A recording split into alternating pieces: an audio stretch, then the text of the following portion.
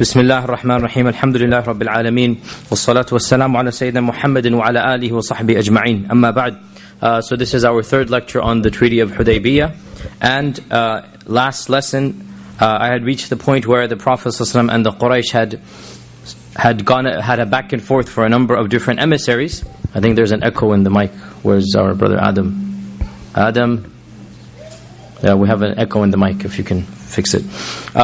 And so we had mentioned the fact that there have been at least 3 or 4 back and forths, and now it was the Prophet ﷺ's turn to send somebody of a senior rank. So he chose Umar bin al-Khattab.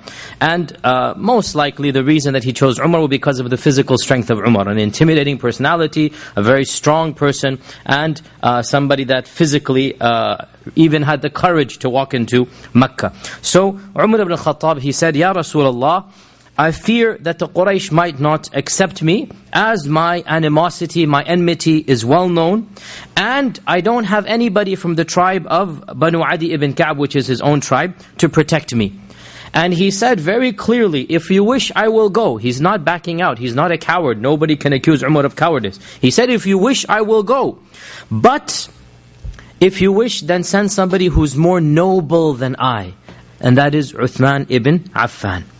Now, this really shows us the true fiqh of Umar. The last person anybody can accuse of cowardice is Umar. Well known. From the day before Islam up until his death, there is nobody more fearless than Umar. And had it been an issue of ego, he would have been at the forefront. Let me go make history. So what, whatever happens. But he is worried that his animosity with the Quraysh will cause the Quraysh not to have a solid treaty with them. He's sacrificing his ego for the sake of the Muslims. He doesn't want to be in the limelight. Nobody can accuse Umar of backing down because of fear or whatnot. So he says, my animosity with the Quraysh, meaning they know how angry I am, they know what I've done, they know all of my incidents at Badr and Uhud and who I've killed and whatnot. So they might even kill me. And of course Umar doesn't worry about his life. They might even kill me. And so the purpose of sending me, which is to have a treaty, which is to enter Mecca, will be pointless. So send somebody whom they genuinely look up to without that animosity. And that is Uthman ibn Affan, the noble, the shy. And then of course the main point about Uthman ibn Affan. Who is Uthman ibn Affan? Uthman ibn Affan is the great-grandson of Umayyah. And Umayyah and the Hashim were brothers. And so the Banu Umayyah and the Banu Hashim, they are now 2 competitors amongst the Quraysh. And Uthman was the closest of the Khulafa al-Rashidun after Ali. Obviously Ali is Banu Hashim. Ali is the only Khalifa who's Banu Hashim. From the other 3, Uthman was the closest in nasab and lineage. Abu Bakr and Umar were 6 and 8 generations respectively. 6 and 8 generations. And Uthman was 4 generations. And Ali was of course grandfather, the grandfather of Ali and the grandfather of Prophet ﷺ, but Ali is Banu Hashim. Uthman is Banu Umayyah. And Banu Umayyah and the Banu Hashim are relatively close. Not only that, the Banu Umayyah has amongst them some very powerful people still alive. Unlike Banu Adi, which is Umar's tribe, he is saying nobody is left. They have died one of them died in Badr, another in Uhud, so there's nobody left. Nobody's going to help me anyway, so why don't you send Uthman? Not only is he the baggage I have, he doesn't have it, also he has his family to protect him in case they attack. So Umar radiallahu anhu sacrificed his own spotlight, if you like, for the sake of the Muslim community. And this is not astaghfirullah as some other groups interpret that Umar cowered out. La hawla wa quwwata illa billah. Honestly, really, Umar ibn al-Khattab is going to chicken out? This is ridiculous to claim that Umar, had a spat of fear here. Wallahi, the entire life of Umar demonstrates he was the bravest and the perhaps sometimes even foolhardy brave, meaning above and beyond what bravery is required. He sacrificed his position for the Muslim community. Also, perhaps the treatment of Khirash. Remember the Prophet said Khirash from Khuza'a, we talked about that last week, and they hamstrung the camel and they gathered around him. Perhaps Umar said, look, if that's what's going to happen, then let's find somebody who might actually get the job done. So he thought of Uthman ibn Affan, and the Prophet then sent Uthman ibn Affan. And as he was entering Mecca, There was, of course, emissaries or people basically called them envoys, or not spies, but I mean protectors, people blocking all of the roads to Mecca. So when he comes in, he went through a road that is called Baldah. Baldah was one of the roads into Mecca, and the group that was there monitoring that road, they stopped Uthman and they mocked him. They told him to get back. They said, we're not going to negotiate with you. You have no hope of getting into Mecca, and there is no room for negotiation. So he was about to return, but in that group there was his own cousin, and that is Aban ibn Sa'id ibn al-As. And Uthman ibn Affan, Affan and Sa'id were brothers. Uthman ibn Affan ibn al-As ibn Umayyah. Uthman ibn al-Affan ibn al-As ibn Umayyah. And this is Aban ibn Sa'id ibn al-As ibn Umayyah. So it's literally his first cousin. And Aban was much older than him, and he was a well-respected figure. When Aban saw how the people were treating his own cousin, perhaps his own heart softened, or perhaps he respected Uthman from before anyway, so he got out of his own horse, and he took his horse to Uthman, and he said, you ride, and I will protect you in Mecca. You will meet whomever you want to meet, and I will be your protector. And remember, this was the day, these were the ways that the Jahili Arabs gave visas. Remember, this was their entrance visa. How was their entrance visa? You need a person to protect you. You need somebody who will say, you're under my aman. I give you my aman, and then you can enter the city. So his cousin said, you know what, I will sponsor you. I'll give you the visa, you're under my protectorship. And to demonstrate this, he put Uthman on his own horse and on his own saddle. And this shows us the honor that Uthman is getting. And he led him into Mecca, and he personally took him to meet with all of the other leaders of the Quraysh. And Uthman ibn Affan, he met with Abu Sufyan. Now Abu Sufyan is his direct relative. Abu Sufyan is his father's cousin. Abu Sufyan is from the tribe of Umayyah. Remember the Umayyah dynasty, who founded it? Who is the founder? His son, who is? Muawiyah ibn Abi Sufyan. Muawiyah is the first Umayyad caliph, right? Muawiyah ibn Abi Sufyan. So Abu Sufyan and Affan are first cousins. Some basic lineage you should know. And that's why, by the way, in the incident, in the fitna, in the civil war, when Ali was killed, when Uthman was killed. When Uthman was killed, Muawiyah said, you have to avenge the death of Uthman. And it's as if Muawiyah felt, this is Banu Abd al-Shams being harmed, and you're Banu Hashim. So there was a little bit of a tension, and Muawiyah felt responsible, that I need to defend my relative Uthman. Right? So, to reiterate, Abu Sufyan and Uthman, they are uncle-nephew but cousin, not direct uncle-nephew. I.e., Affan and Abu Sufyan are cousins, first cousins, right? And so Muawiyah and Uthman are second cousins. Clear? Muawiyah and Uthman are second cousins. So he meets his uncle Abu Sufyan, he meets the other leaders of the Quraysh, and none of them basically allow the Muslims to come this year. And they've already agreed that they're not going to enter this year, and they say the same phrase. Each one of them says the same phrase. Let not the Arabs say that they had the upper hand over us. Let not the Arabs say that we were forced to let them in. Also, the Prophet ﷺ told Uthman that if he is able to get to Mecca, then he should meet all of the Muslim converts who were in dire situations, who were trapped, and tell them that Allah is aware of their situation and Allah will make a way out for them soon. So Uthman met some of the Muslim converts who were in chains, who were being persecuted, and this shows us, and of course the Treaty of Hudaybiyah has a very famous convert who was in chains, we'll mention him today. This shows us that there were a group of Muslims who had not yet been able to migrate to Medina, not because they didn't want to, but because they were being tortured and persecuted, and they didn't have the means to migrate to Medina. So Uthman was sent specifically as well, that if you manage to get in, make sure you tell them Allah Azza wa Jal will give them a way out soon. So, in the whole negotiations, it took much longer than was to be expected. For whatever reasons, most likely to arrange with Abu Sufyan, with Safwan, with Safwan ibn Umayyah, with all of the major leaders, it's not going to be something easy. Maybe each one of them gave half hour, 45 minutes, whatever time slot. So we can imagine, we don't know exact timings. I wish we had more details. As you know, one of the big problems with the seerah, simple narrations. How long did it take? We have no idea. But realistically, it probably took up the better part of a whole day. Maybe Uthman went in the morning and up until Asr time, no news is coming. And that's way beyond what anybody would have expected for a quick meeting and a return. You would have expected it takes, 1 hour, 1.5 hours. For it to take 9, 10 hours, for whatever reason, this is something that's, and no news. Like Uthman goes in and it's a black box. Nobody knows what's happening.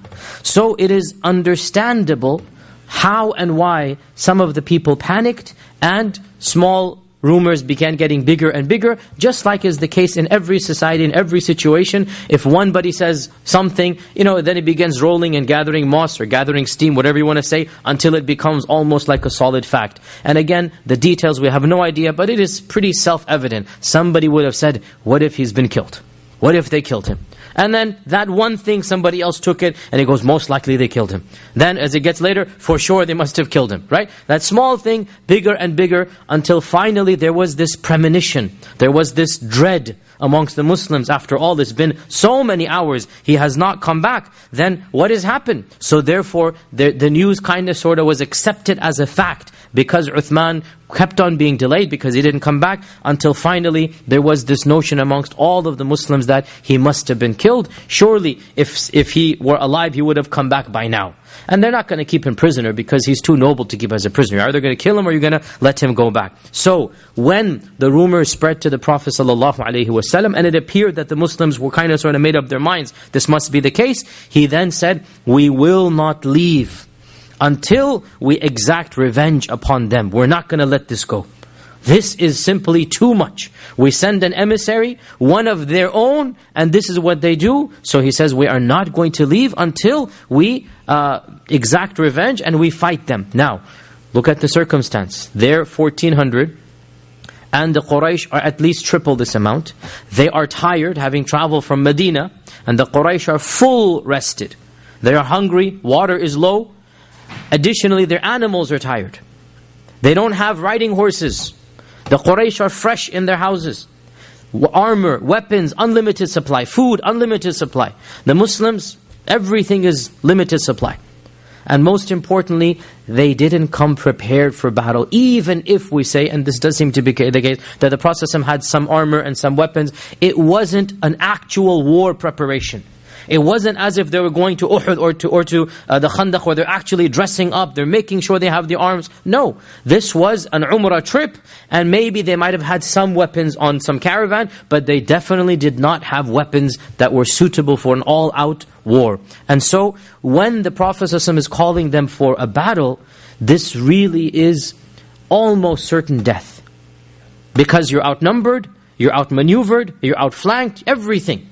And, of course, this is why this oath is so important in our religion, that Allah and His Messenger have both praised this oath immensely.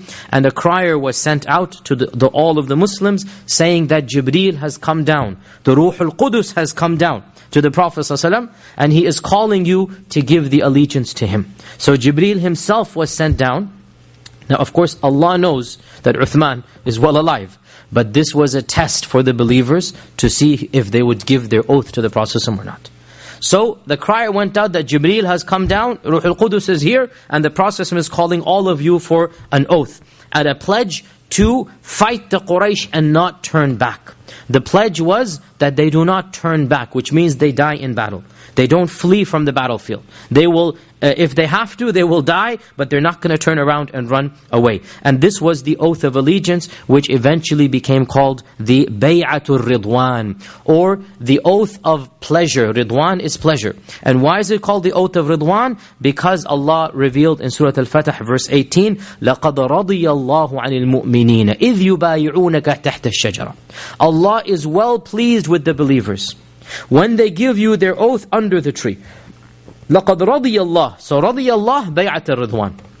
It is the oath of Ridwan. And the Prophet was sitting under a tree, And Allah mentions this tree in the Quran, إِذْ يُبَايِعُونَكَ تَحْتَ الشَّجَرَةِ, under the tree. So the reference to the tree is even in the Quran. And the Prophet ﷺ took the oath of allegiance from all of the people, except for, it is said, one hypocrite, who when the crier came, he jumped behind his camel and basically crouched under the shade of his camel so nobody would see him. But Allah exposed him in the Quran, and it is well known, even know his name, who this person was. So this was the hypocrite who refused. He was scared to fight now. And some say this is the same person that we already mentioned, that Allah has forgiven everyone except for the owner of the red camel. Some say this was the same person, that this was that hypocrite.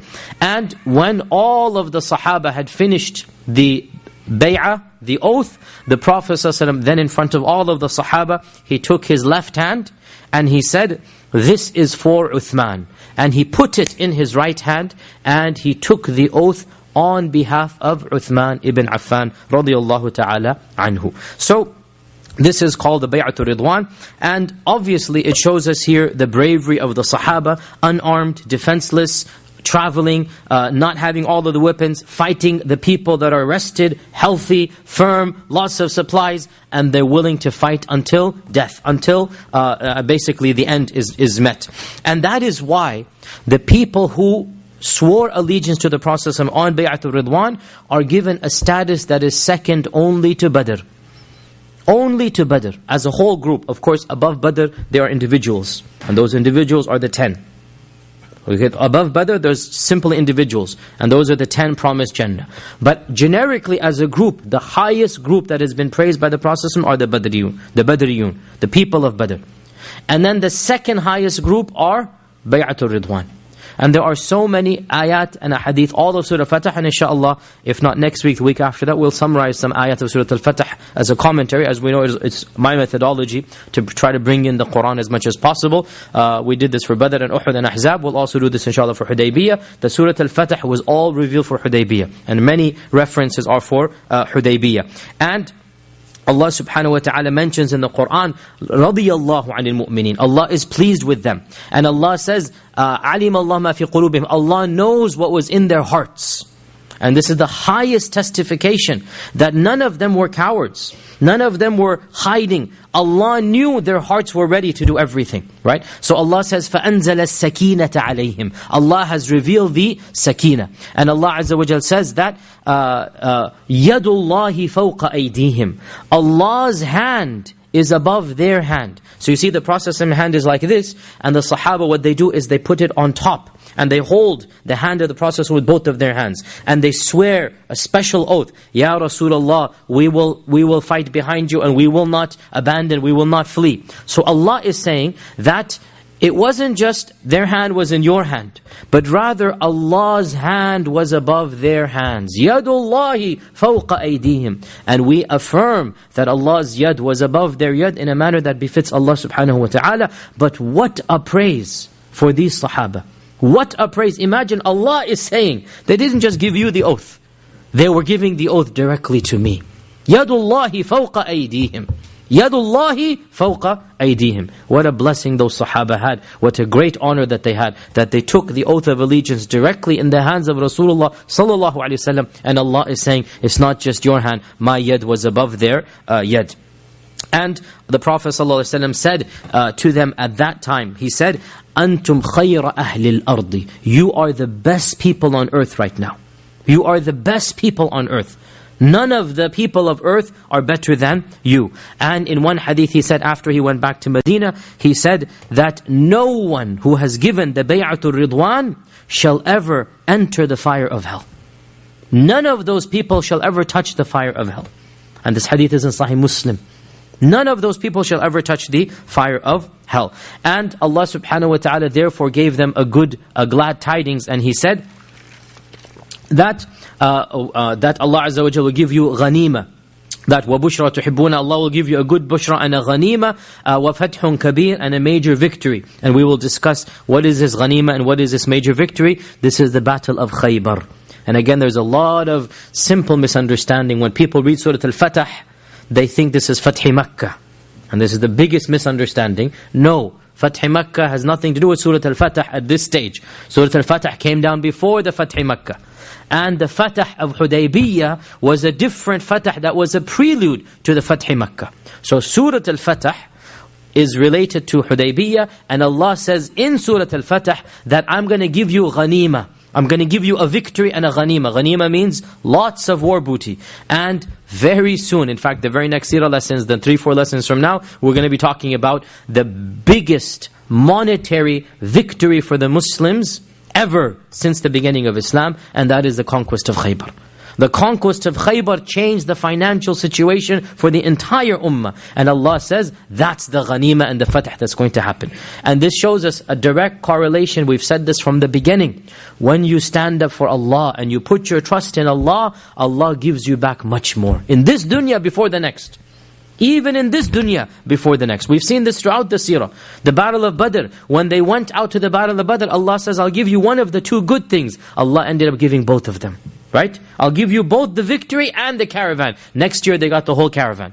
Right? We talked about this when we talked about it. The same over here. That when those people showed their bravery, these Sahaba, Allah Azza wa Jal, after they showed it, when they showed it, they don't know what's going to happen. They think they're facing death. And Allah Azza wa Jal on the way back said, Allah is well pleased with you. لَقَدْ رَضِيَ اللَّهُ عَنِ الْمُؤْمِنِينَ. Allah is well pleased with you. فَعَلِمَ مَا فِي قُلُوبِهِمْ فَأَثَابَهُمْ فَتْحًا قَرِيبًا وَمَغَانِمَ كَثِيرَةً يَأْخُذُونَها. And a lot of maghanima you will take.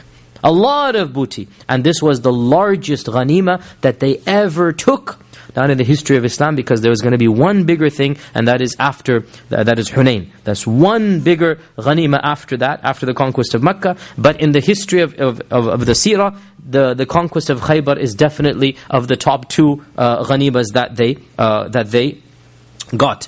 Now, also over here we see in this incident the great blessings of Uthman. That subhanallah, what an honor. The Sahaba had a great honor. Wallahi, they had an honor that we should make us cry out of positive jealousy. We're allowed to have positive jealousy. That they got to have the yad of the Prophet in their hands and they're giving bay'ah. But Uthman had an even higher honor. Because the Prophet ﷺ represented Uthman with his own body and his own hand. How much more noble do you want? He said, this is the hand of Uthman.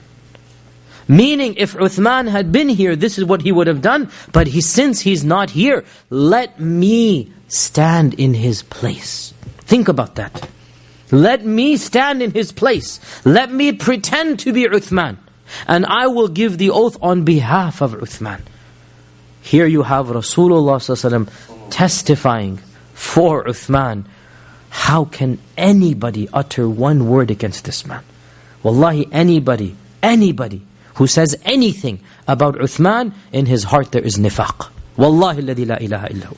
Anybody who says anything about Uthman, he cannot have genuine love of Allah and His Messenger. It's not possible. When the Prophet ﷺ is saying, this is the hand of Uthman, then you are insulting the hand of the Prophet ﷺ when you criticize Uthman. Because he took his place and he said, this is for Uthman's. And he gave the oath of allegiance to himself. Imagine, on behalf of Uthman, radiyallahu ta'ala an. And subhanallah, the bitterness about Uthman is nothing new. This goes back to the very earliest, the Kharijites. The first group to criticize Uthman and eventually kill him were who? The Kharijites, right? And we have in Sahih Bukhari a beautiful narration that illustrates this is nothing new. In Sahih Bukhari we have one of the Kharijites came from Masr. And the Kharijites, some of them were from Iraq, some of them were from Masr. And he went to do Hajj. And he saw a large gathering around an old man. So he said, who is this man? So they told him, this is Abdullah ibn Umar. Abdullah ibn Umar. So he made his way through the crowd and he said, oh Ibn Umar, I have some questions to ask you. And it was their methodology to be rude, interrupt every gathering, the harshness that we still find presence in some groups, and the type of overzealousness and fanaticism that we find. This all goes back to the Khawarij. Oh Ibn Umar, I have some questions to ask you. Ibn Umar says, go ahead, ask. I ask you by Allah, did Uthman turn his back and run away at Uhud? Uthman is the Khalifa, right? And he's trying to find fault with Uthman. Eventually, him and his group are going to kill Uthman. Right now, he's alive. Did Uthman turn his back and run away from Uhud?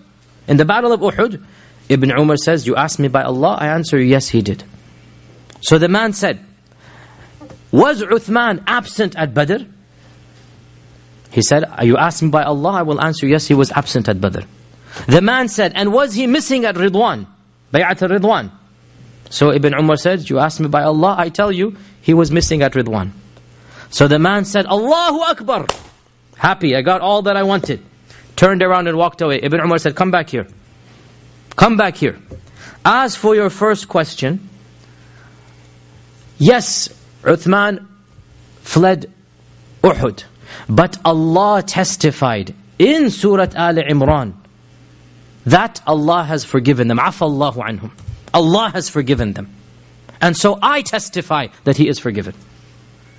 As for your second question, that he was missing, or he didn't participate at Badr, then he was married to Ruqayya binti Muhammad ﷺ, and the Prophet ﷺ commanded him to stay in Medina, and he got a share of the booty. He is considered a Badri, hukman. Uthman has the rare honor of being considered a Badri, even though he wasn't at Badr, because he was obeying the Prophet ﷺ by remaining behind.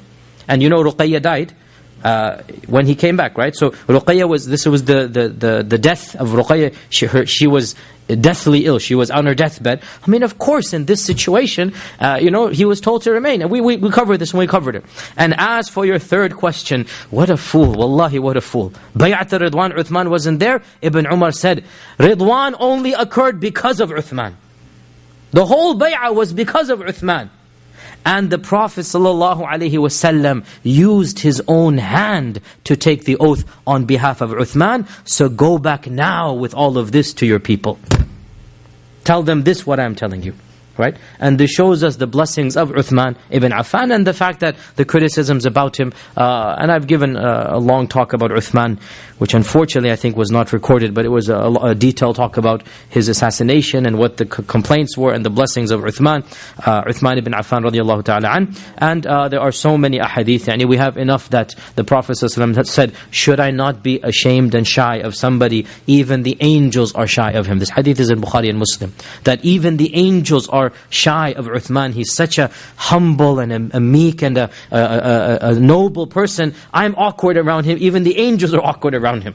Can you imagine? The angels feel they have to be a little bit extra around Uthman. Can you imagine? Who is this man? Right? And so, anybody who criticizes Uthman, wallahi, the person really is a jahil, and more than just a jahil. So also we have over here that 1,400 Sahaba, they gave the Bay'at al-Ridwan. They participated in Bay'at al-Ridwan. And the bulk of the famous Sahaba were here.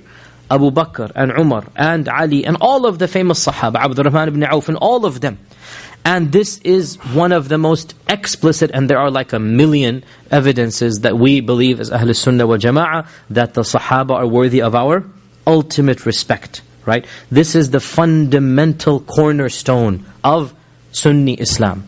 What does Ahlul Sunnah wal Jama'ah mean? The group who follow the Sunnah and the Jama'ah. The Jama'ah are who? Number one, they are the Sahaba.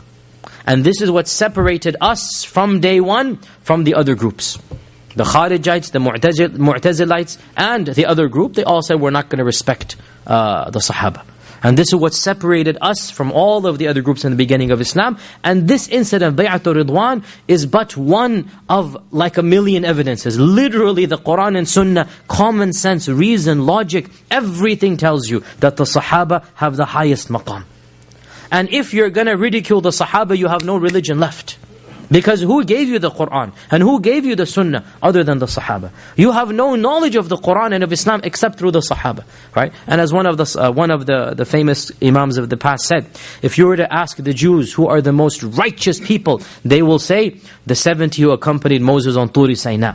And if you were to ask the Christians who are the most righteous people, they will say, the 12 disciples who accompanied Jesus Christ. If you were to ask that other group, who are the worst and the most vilest and the scum of all of mankind, that other group will say, those who accompanied the Prophet Muhammad ﷺ. Wallahi, it doesn't even make logical sense, right? Think about it.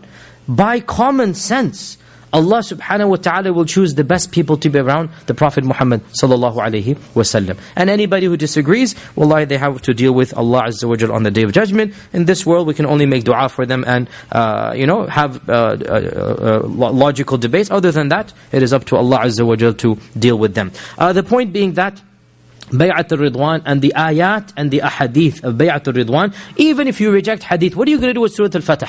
لَقَدْ رَضِيَ اللَّهُ عَنِ الْمُؤْمِنِينَ إِذْ يُبَايِعُونَكَ تَحْتَ الشَّجَرَةِ. How can you deny the Qur'an? It's right there in the Qur'an.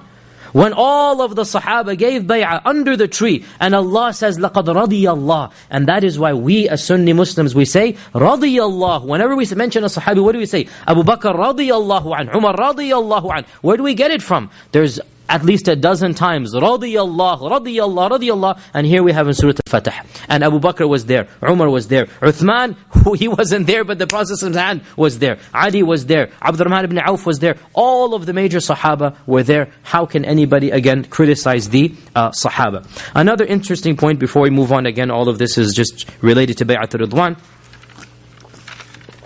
is the issue of the tree itself. Some interesting things about the tree itself. As for which tree it was, I mean it was a land which had lots of little shrubs and trees over there. It is narrated that one or two of the Sahaba, they might have remembered the tree. It is said that Jabir ibn Abdullah, and Jabir, we all know the story of Jabir and the story of Jabir and the camel. We did the whole Halaqa on that. Jabir ibn Abdullah, who was still a young man at the time, he's probably around 19 now or 20. So Jabir lives a very long life. And he's over 80 years old when he dies, when he dies. And eventually he becomes blind. So one of those years when he's blind, so very late on, he's narrating these incidents. And then he says, as he's blind, he says, if only I could see, and if I had eyes, I would show you exactly that tree that we sat under. Now that tree is significant because Allah mentions it. إِذْ يُبَايِعُونَكَ تَحْتَ الشَّجَرَةِ. And the Prophet ﷺ sat there for so long, getting the bay'ah. So clearly there's a lot of history attached to that tree. At the same time, it does look like the majority of Sahaba really could not identify the tree for one simple reason, and that is that there were so many other trees. And if you come the next year, I mean, wallah, you guys try this as well, that, go to a wood or a plain, if you come back in a year, everything looks pretty much exactly the same, or one tree cannot be told apart. And it is authentically narrated in Sahih Bukhari that one of the companions said, when we got there, the next year later on, the next year, we tried to find that tree, but no two of us could agree which tree it was. And this is human nature, right? One person can say, no, this was it. No, this one looks more like, no, this. It's human nature. You have 50 trees in the vicinity, and each one will have a slightly different memory. And it is authentically narrated that within a decade or so, after the death of the Prophet ﷺ, the Bedouins and the new converts to Islam, they began venerating the tree. And they built a masjid at that tree.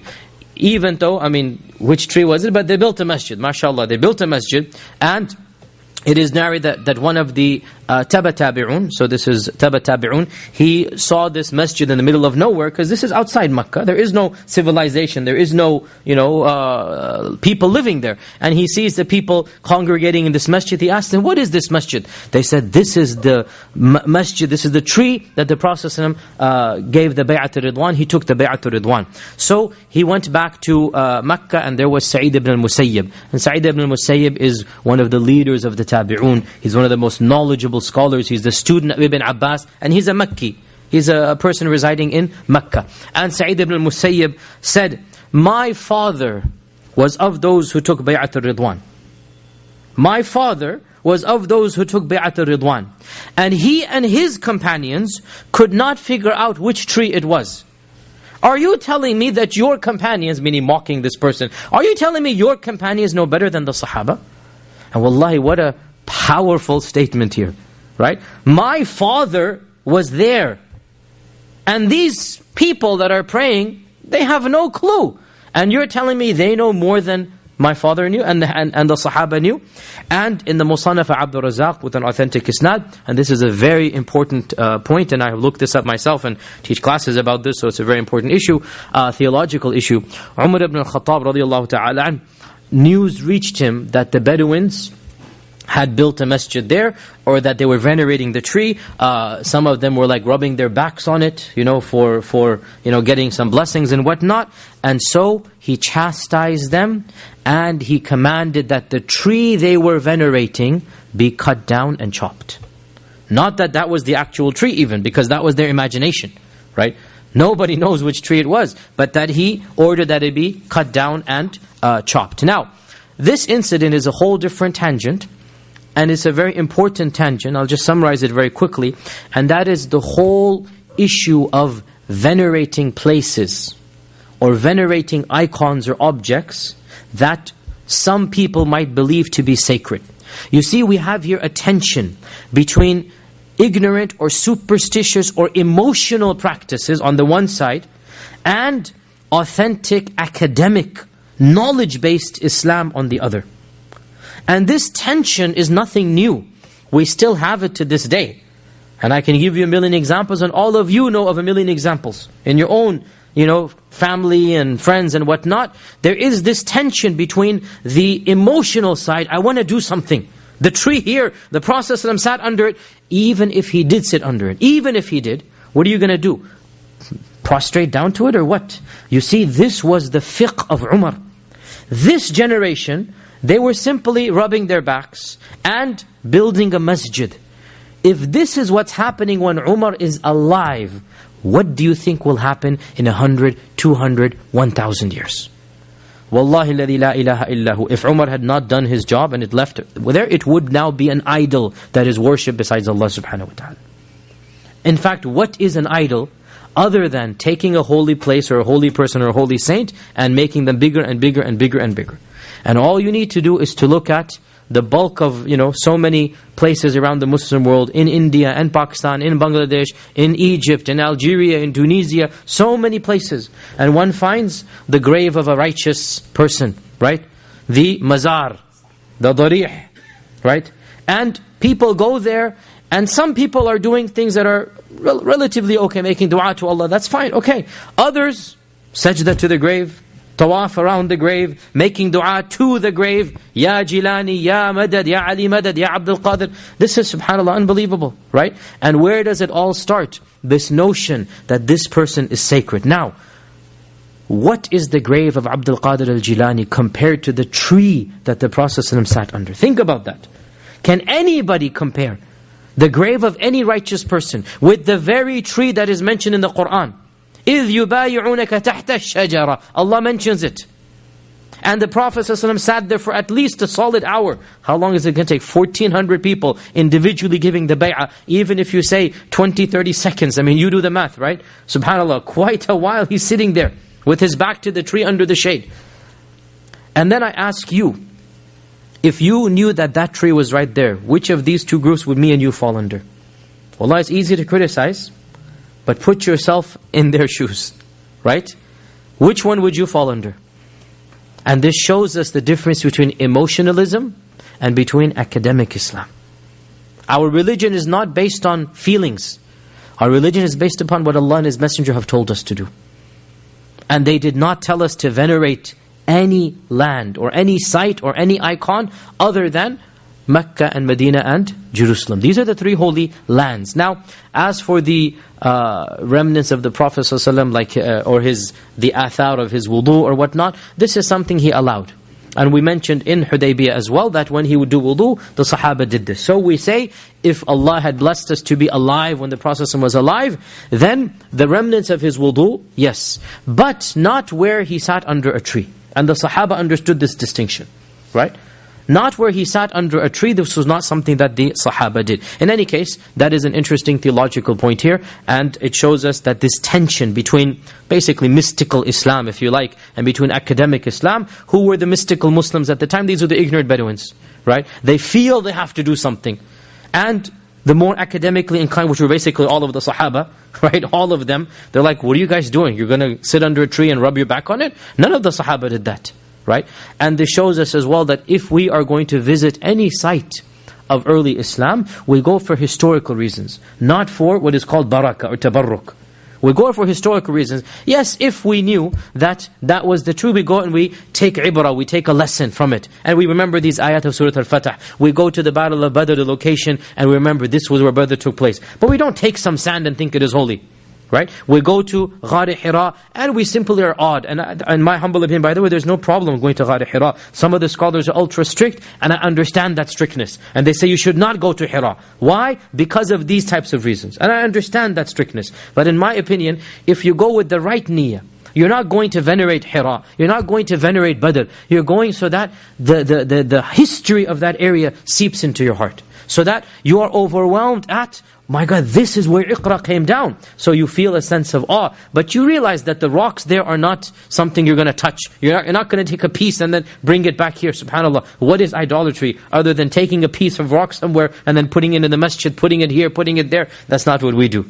Right? So, in my opinion, this is a very good example of what happens when emotionalism is left unchecked. And who can accuse Umar ibn al-Khattab of being somebody who doesn't love the Prophet? Because you see the tension we have in our culture, especially if you start talking like this, they will label you. They will label you. Either they'll call you what? Is it Mubghidi? What does it call you? Huh? Well, Wahhabi, okay, that's Wahhabi is there. But they give you also the one who hates the Prophet. Astaghfirullah, there's some, what is it? Yeah, Gushtaq, what is it? Okay, so Gustaq, I don't even know this word. Gustaq means what, the one who hates? Insulting. La hawla quwwata. Anybody who insults the Prophet is not a Muslim. Anybody who insults the Prophet is not a Muslim. But their veneration of the Prophet is something the Prophet himself would have rejected. Right? And so these extreme groups, they have kind of sort of, the kernel has been around from the Bedouins. And you can see, this tension is not new. It has been there from the very beginning. Anyway, back to Hudaybiyya. So, when the news finally reached the Muslims that Uthman was walking back, was on his way back. So, Uthman, the news, by the way, of the Treaty of Ridwan reached Mecca. So the Quraysh heard that the Muslims have taken a treaty, so we don't know, but most likely they must have kind of panicked and sent Uthman back faster or expedited or whatnot, that okay, nothing here, everything's fine with your companion. They sent him back. So when they sent Uthman back, and the Muslims got the emissary that he is coming, so some of them, they said, Uthman, oh how lucky he is, he must have gone inside of Mecca, so he must have done the tawaf as well. At least he got to do that. Right? Here we are, stuck here outside waiting for, perhaps, we have no idea, perhaps around 4 or 5 days had gone since they're waiting at Hudaybiyah. And again, I tried to look up as many riwayat, we don't know how many days this back and forth is taking place, right? Perhaps 4 or 5 days, maybe even more. So, they said, how lucky is Uthman, he must have gone and done the tawaf because he was able to enter Mecca protected. But the Prophet ﷺ said, لا أظنه يفعل. I don't think he's going to do the tawaf. How can he do the tawaf when we have not done the tawaf? Meaning, the Prophet ﷺ realized Uthman's adab and Uthman's respect would not allow him to do something the other Muslims were not doing. But the other Muslims, they just assumed, they basically said, why would he not? وَلِمَا لَا يَفْعَلْ? Why wouldn't he do when he's been protected and he's been allowed to go? Now, another thing we notice here, SubhanAllah, how eager they are to see the Kaaba. How eager, they've been deprived from their home, they've been kicked out, and they're missing the tawaf and the umrah so much. And they're feeling jealous. Uthman must have gotten there, and we're out here. Really look at, they wanted to respect the sha'air of Allah, the house of Allah subhanahu wa ta'ala. How excited are we to go see the Kaaba?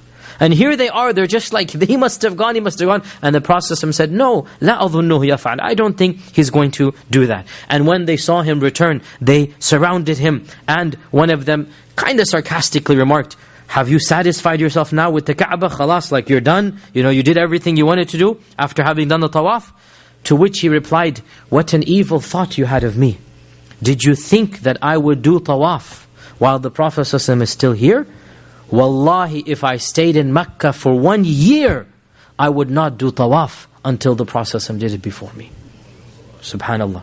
And here again we have the defense of the Prophet ﷺ of Uthman.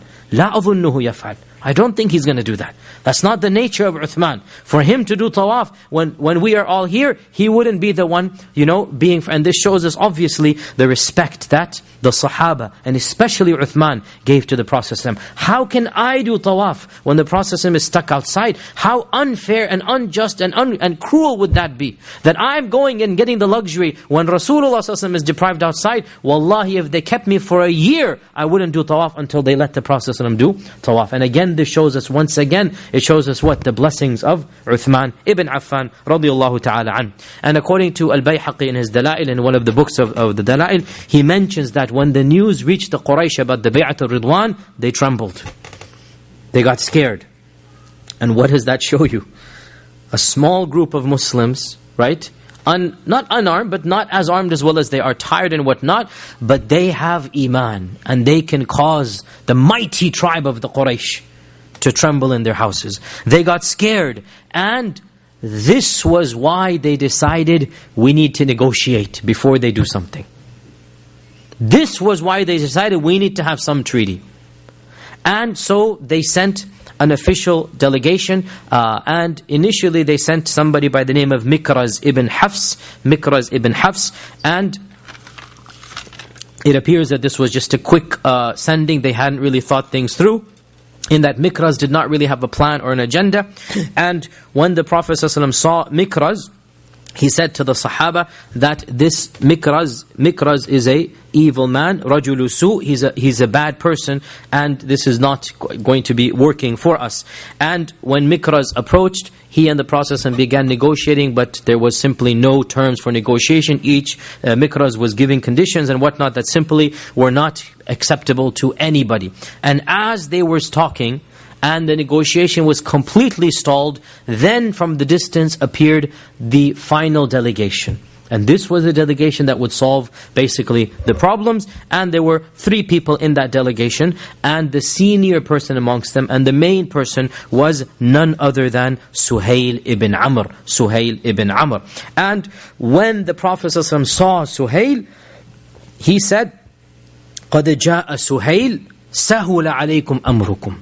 Suhail has come, and Suhail comes from the verb sahula, and sahula means to make things easy. So Suhail has come, Allah has made things easy for you now. Through Suhail, Sahl will be reached. And Sahl means ease and opening. And this leads us to another theological point, and that is the issue of good omens. Good omens. Positive omens. And this one phrase shows us what does it mean to have a good omen. Our Prophet ﷺ said that there's no such thing as superstitions, as bad omens. La adwa wa la tirata wa la hammata. All of these bad omens, like in our world, bad omens are like Friday the 13th, or a black cat, or breaking glass, or an upside down horseshoe, or all of these things, And then good omens are 4-leaf clover. All of these things that our culture is familiar with, and of course every culture has these types of things. So the Prophet ﷺ said all of these things don't exist. La adwa wa la tirata wa la hamma. They don't even exist. And in one hadith he said, at-tiratu shirk, that believing in omens is a type of shirk. If you believe a black cat is going to harm you, if it crosses your path, you have some serious theological issues, really, So the Prophet ﷺ said, this is all shirk, there's nothing like this. Then he said, وَلَكِنْ يُعْجِبُنِ الْفَأَلْ.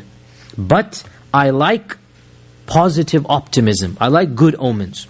So they asked him, what do you mean by al-fa'al? Al-fa'al is the Arabic term. What do you mean by al-fa'al? He says, a good word or a good phrase that somebody hears. The hadith is in Bukhari. Now, what does this mean? So let's give an example that is easier or clearer to understand. A good omen is to read in, there's 2 conditions. Number 1, a positive sign. A positive message. Number 2, that is linked to Allah subhanahu wa ta'ala. If these 2 conditions are met, then a good omen is recommended. And it is something that is a part of our religion. And a good omen is nothing other than being optimistic in Allah. That's really what it is. A good omen is being optimistic in Allah. And an example of a good omen that perhaps our culture will understand. and I can assure you this example has never been found in any book of fiqh, because this is a culturally relevant example. If one of us is making dua on a cloudy day, and we're making dua, then we open our eyes and we look out the window and we see a beautiful rainbow. If we say, this is a sign from Allah that I should cheer up and that my dua will be answered, there's nothing wrong with that. In fact, it's good. The Prophet said, I like al-fa'al, yu'jibuni al-fa'al. Why is there nothing wrong with that? Because shouldn't we already be thinking that Allah will give us what we want? Optimism and iman. Correct? So anything that boosts that optimism, anything, is something that is jaiz. It is mustahab, in fact. You should always be optimistic. Right? So anything that you read as a sign, as a positive sign, right? Suppose it was cloudy, you make dua and the sun comes. So the sun is a type of brightness. So your heart always feels, happier when you see the sun after a cloudy day. It's like your heart goes up. If you say, oh, this is a sign that my problems will diminish, like the clouds, and the help of Allah like the sun will come in upon me, no problem. It's okay, in fact it's good. يُعْجِبُنِي الْفَعْلِ. And one of the examples of the seerah of the Prophet is exactly here. Suhail comes from the root that means to make things easy. And when Suhail came, the Prophet said, Suhail has come, Allah has sahula. Allah has made things easy for you. So he derived a positive omen, that khalas, this is good news now. That Suhail is coming and our matters will be made easy for us. And in fact, that's exactly what happened. That when Suhail came, finally the impasse was broken, right? The multi-days keep on going, finally it is broken. And there are so many other things that are said. One of the examples that one of the Sahaba gave, so there's a name in Arabic called Wajid, and Wajid means wajada, the one who finds. So one of the Sahaba said, imagine you're lost, or you lose something, and you're trying to find it, then somebody calls out to his friend, Ya Wajid, Ya Wajid. And you hear that, and you take this as a good sign, I will be the wajid. Does that make sense to you? I will find what I want to find. Because wajid linguistically means the one who finds. And somebody's calling his friend who's called wajid, oh, hey wajid, come here. And then the man who's trying to find something, a lost item, he says, this is a sign from Allah, I'm going to be the wajid now, I will find my thing. This is an example. Again, in our culture, I give you some other examples. My point being, whatever you read in a positive sign, that Allah is sending a positive sign to me, that insha'Allah my problems will be solved, insha'Allah my dua will be answered, insha'Allah my sickness will be cured, whatever positive sign. Two conditions. Number one is positive. There is no such thing as negative. So if you're making dua, and then there's a thunder, don't think that this is a sign that Allah has rejected my dua. Doesn't work that way, okay? There's no opposite, okay? And then of course the second sign, or the second condition, you must link it to Allah. And this is one of the biggest problems of all of our bad luck things that we have. It's not even linked to Allah Azza wa Jal. Bad luck from a cat crossing your path, come on. I mean, how foolish is this, right? Where is that coming from? So, only positive and then linked to Allah subhanahu wa ta'ala. In any case, there's a lot of fiqh and theology to be right from Hudaybiyya, so I have to go into these tangents. Now back to Hudaybiyya. Where were we? Okay, so Suhail comes. Before we even move on, who is Suhail? And what is the story of Suhail? So Suhail, well, firstly, he is the highest level delegate sent in Hudaybiyya. Everybody else is relatively low level, and Suhail is the highest level that has been sent, and he is one of those who's a member of the Nadi. Basically, he's an MP, he's a member of the parliament. You know, the Quraysh, they had their Nadi, they had their little, group of leaders and whatnot. Suhail is a member of that little clique, that little group. So clearly this is a politician coming now. Not one of these emissaries, not some messenger. This is a man who has been delegated with authority. Suhail ibn Amr.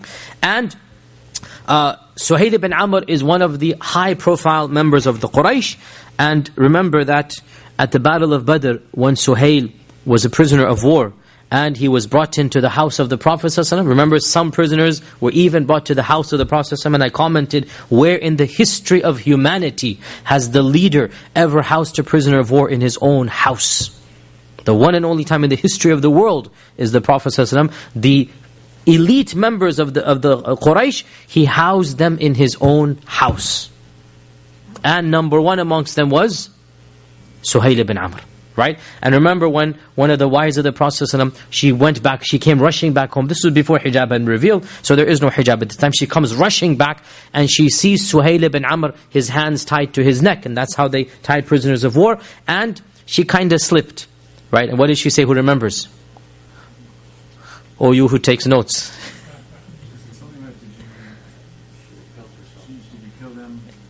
You should have killed yourself. It would have been more befitting. Like, why are you embarrassing us by being a prisoner of war? It would have been better for you to be dead than I see you like this. In other words, like seeing somebody as noble as Suhail in the days of Jahiliyyah, now a prisoner of war with his hands tied, she kind of slipped.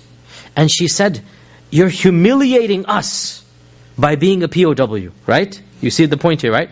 And the Prophet ﷺ turned at her and said, are you taking sides against Allah and His Messenger? Then she snapped out of it and she said, Ya Rasulullah, I didn't understand. It's a slip sometimes, like, but the point being, the image of Suhail as a POW, right?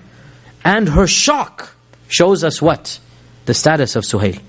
That's what I'm trying to get across to you, right? The status of Suhail as being somebody that was greatly respected amongst the Quraysh. In fact, he was called Khatib al-Quraysh. Khatib al-Quraysh because he was the most powerful orator. And he was the most eloquent in their nadi. That he was, when it comes to debate, when it comes to negotiation, he was the man. That's why he's being chosen here. Right? That's why he's being chosen here. He knows what to say and how to say it. And that is why, if you remember, we go back to the Battle of Badr, Umar, when he saw Suhail captured, he said, Ya Rasulullah, let me cut his tongue off, so that he doesn't speak against us again. So he has a long history of saying some very powerful things, right? And what did the Prophet say? Who remembers? He said, the Prophet said that this same person is going to defend... He did say that, but he said something else as well. He said, I am a prophet and we have not been commanded to mutilate people. It's not our sharia to mutilate. We don't cut people's tongues off. That's not our sharia, right? So he forbade him to do that. Then he turned to Umar and he said, and perhaps one day he will say something that will please you. There's a type of prediction here.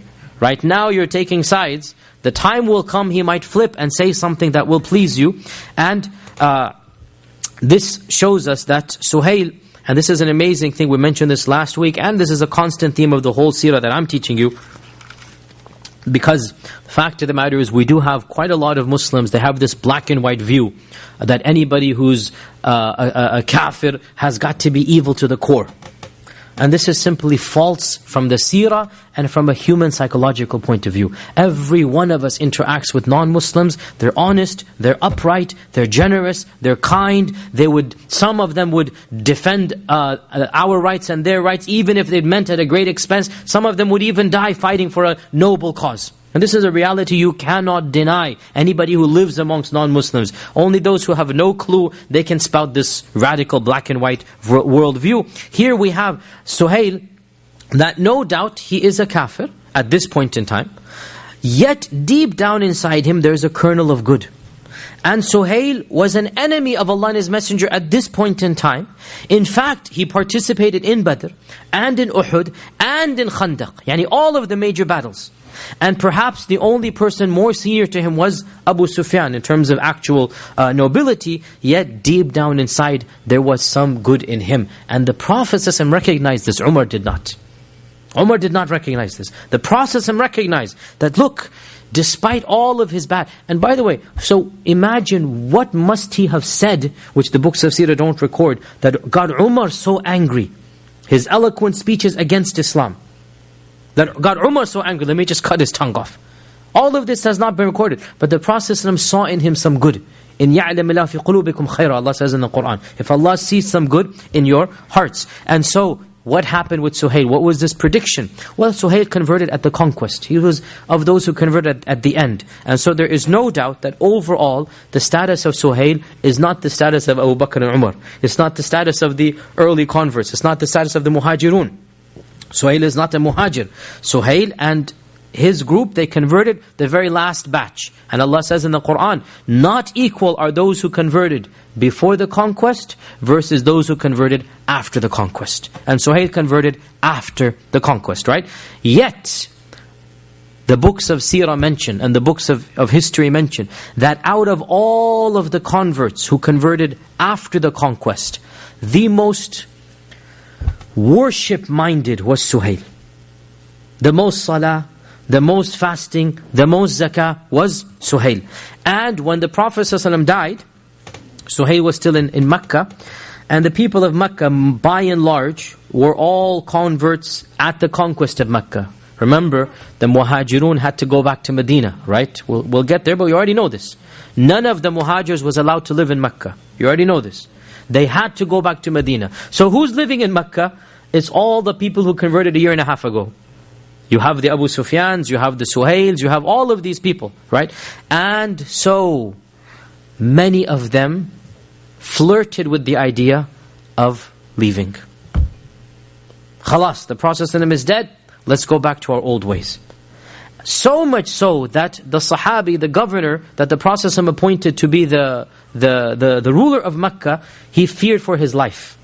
And he went into hiding because commotions began.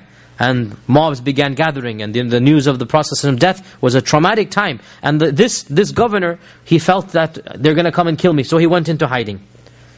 Who's the one who calmed them down? Suhail ibn Amr. Suhail ibn Amr stood in front of the Kaaba, and he gave them a fiery lecture. Khatib al-Quraysh. And he warned them and admonished them. And he said to them of the sentence that has been recorded, O people of Mecca, look at how eloquent this phrase is. Do not be the last group to convert and the first group to renegade and apostatize. How beautiful is this, right? You already have the dishonor of being the last group to convert. Now you want to add to this on your resume, the first group to leave Islam. And he played a major role in bringing them back to their senses. And he was the one who brought the governor out of his hiding and then basically reinstated him. And it is also mentioned that when they visited Umar in the Khilafah of Umar, that Suhail and Abu Sufyan and others, they visited Umar in Medina. And when they went to the house of Umar, they found a line there. People are going to go see the Khalifa, right? And in that line are Bilal and Suhaib al-Rumi and Ibn Mas'ud and all of these that they consider to be low. And when the secretary comes out and he sees all the people there, so he calls number one in line is Bilal ibn Abi Rabah. And then he calls the other Badriyun, one after the other. And Abu Sufyan says to Suhail, I have never seen a day like this before. We are here. And we are, you have to realize who were these people, right? This is, if Quraysh had kings, these are the kings of Quraysh. These are the MPs of Quraysh, right? And who is Bilal and who are these other people? So Abu Sufyan says, I have never seen, and they're all now Muslim, but still, it takes a while to get to that stage. So Abu Sufyan says that, I have never seen a day like this. We are here. And these abid, these slaves and these, whoever they were, they have been given precedence over us. Now look at what Suhail says. And you see the iman of Suhail. SubhanAllah, where was he? Even in the incident of Hudaybiyya, how harsh he was, we will see. How harsh he was. But deep down inside, there was some good. And when eventually the Prophet ﷺ managed to get to that good by the help of Allah, that good overwhelmed him. What did he say to Abu Sufyan? He said, I can see the anger in your faces. And there was a group from Mecca there. I can see the anger in your faces. But if you wish to be angry, then be angry at yourselves. For they, Bilal and others, were called to Islam, and we too were called to Islam. Same time. They raced forward, and we lagged behind. And the blessings that they obtained in racing forward, listen to this, are far more than the honor of them entering the door of Umar before us now.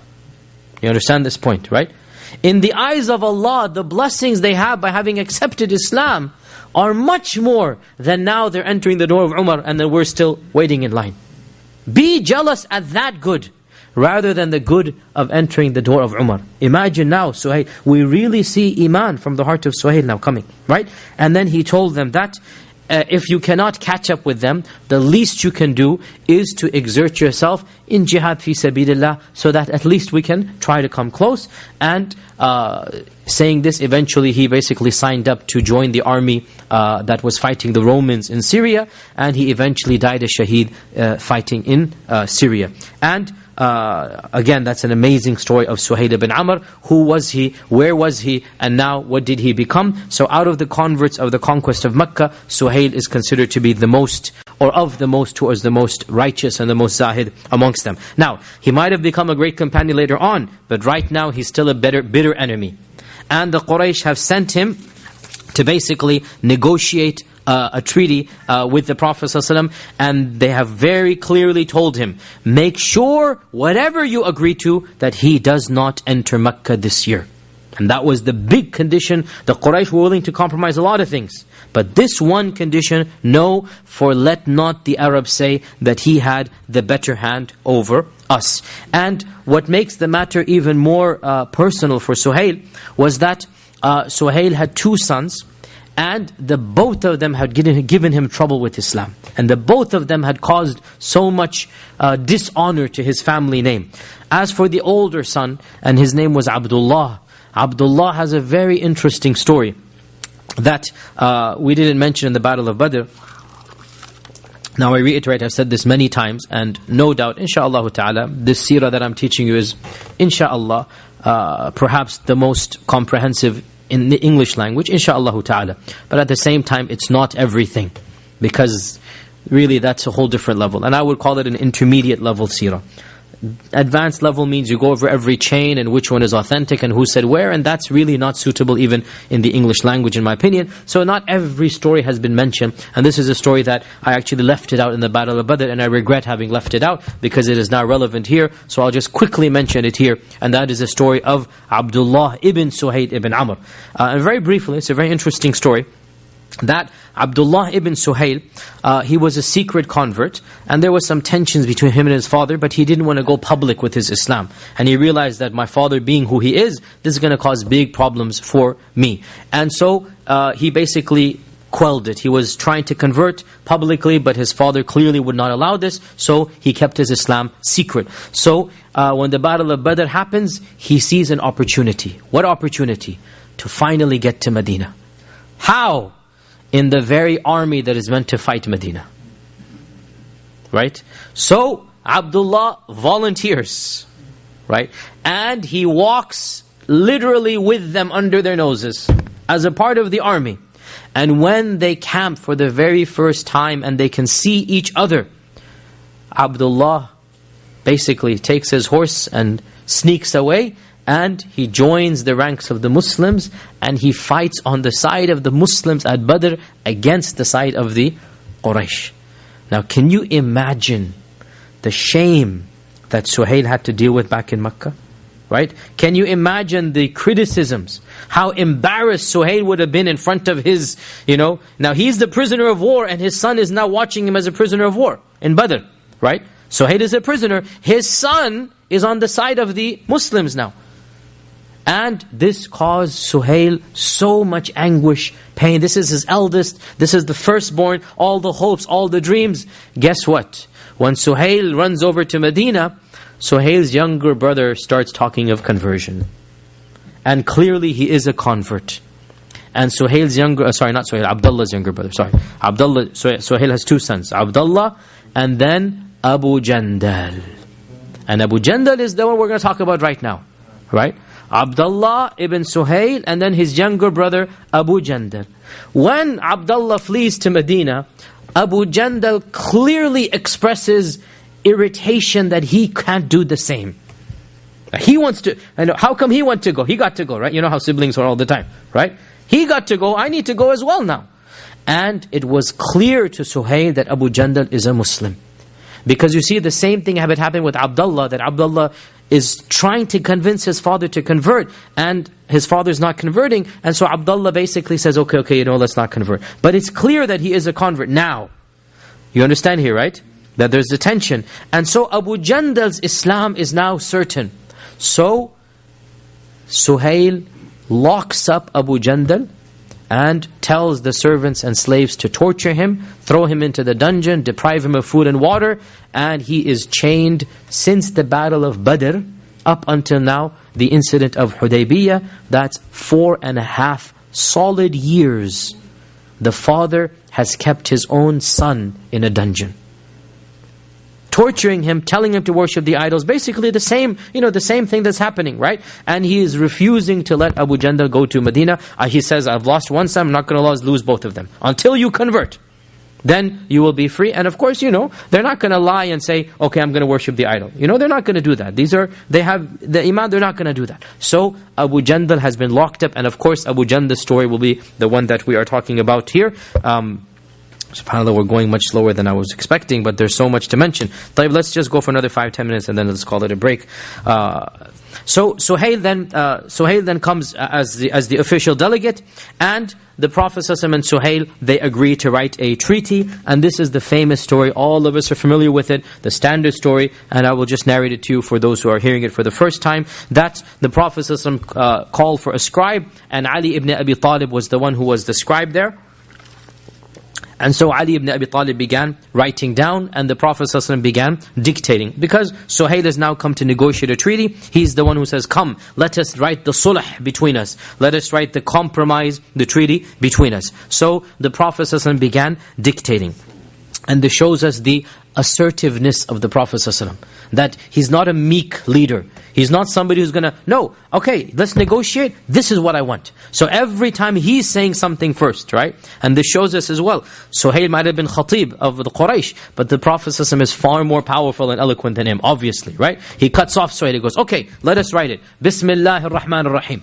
So the Prophet ﷺ's forwardness is being shown here. As the leader, he's now going to negotiate, right? Bismillahir Rahmanir Rahim. And Suhail, as we know, he says, as for this phrase, Bismillahir Rahmanir Rahim, I have never heard of it before. And I don't know who is this Ar-Rahman. Let us write it the way we are accustomed to writing, Bismik Allahum. Now again, this is a matter of ego, isn't it? Right? What would Suhail lose if there were Bismillahir Rahmanir Rahim? It's just a preliminary, the letterhead. What would Suhail lose? It's a matter of ego and pride. I want to show you who's the boss. I'm not going to compromise anything. Right? And remember what our Prophet ﷺ had said.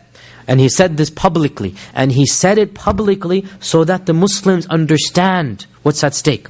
He said that by Allah, no condition will the Quraysh ask of me. And that condition respects the signs of Allah, except that I will give them that condition. Basically, as long as bloodshed is avoided, and as long as the sacred, because bloodshed would be haram, meaning this is the haram. And they're not supposed to fight in the haram. In ihram, it's a major sin. So as long as they avoid any haram and bloodshed is avoided, I will give them any condition they want. As long as sha'air al-Islam and sha'air Allah are honored. So the Prophet ﷺ said, very well, write it, Bismik Allahum. Now Ali had not yet written it down. So he says, Bismik Allahum. So he says, Bismik Allahum.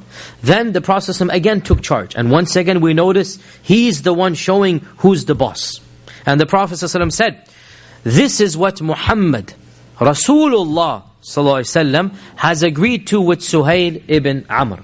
Okay, so Ali is writing, this is what هَذَا مَا صَالَحُهُ Muhammad Rasulullah. So this is what Muhammad, and he writes the word Rasul. As we know, this is the famous story, he writes the word Rasulullah.